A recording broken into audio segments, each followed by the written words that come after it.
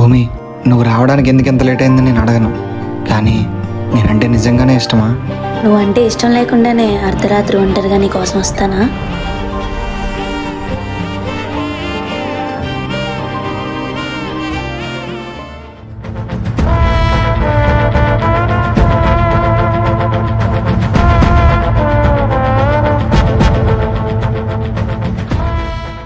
రే, భూమి రోజు ఆ పక్క ఊరికి వెళ్తుందిరా.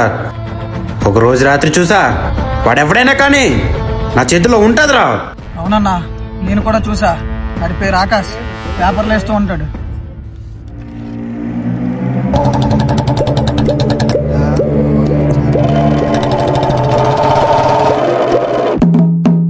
ఎవరు కావాలన్నా?